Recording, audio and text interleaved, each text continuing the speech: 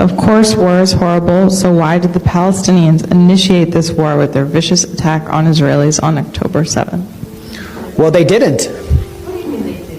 They didn't. This war has been going on for 75 years. Israel initiated it in 1948 by ethnically cleansing 750,000 people. We must expel Arabs. We must expel Arabs and take their places.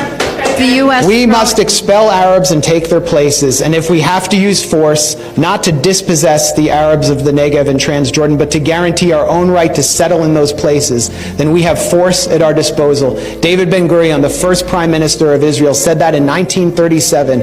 And that's what they proceeded to do. The people in Gaza, this is what you need to understand. The people in Gaza, over 80% of them are refugees.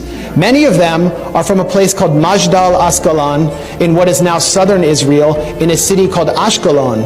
And they were dragged from their homes and driven from their homes, placed in prison camps, barbed wire prison camps, and then dumped in trucks in 1950 into the Gaza Strip, where they would be permanently warehoused.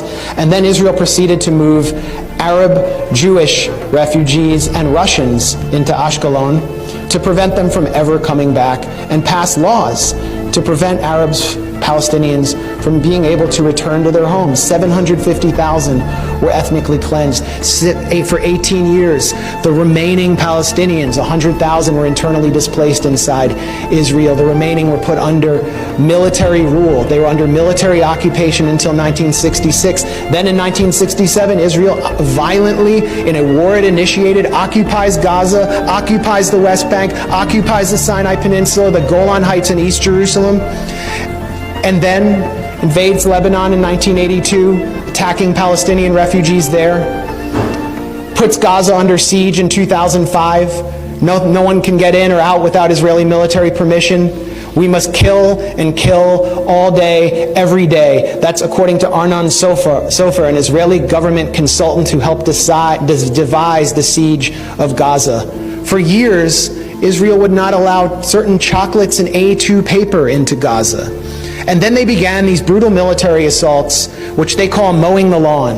And I talked to you about those assaults that took place on Gaza. So this didn't come out of a vacuum. You're not going to be able to hold people under siege, to cut them off from the world, and then expect them to just play along. That doesn't mean that I celebrate what happened on October 7th. It should have never had to happen. The reason it happened is because of the Israel lobby here, the genocide Democrats and the genocide Republicans who deny the Palestinians any right to have rights. And it's the right to have rights that defines you as a citizen. They're citizens of nothing. And now we see what Israel really thinks of them, really thinks of their children. Gaza has become a graveyard for children, according to UN Secretary General Antonio Guterres. So this didn't start on October 7th, and it's not going to end when there's a ceasefire.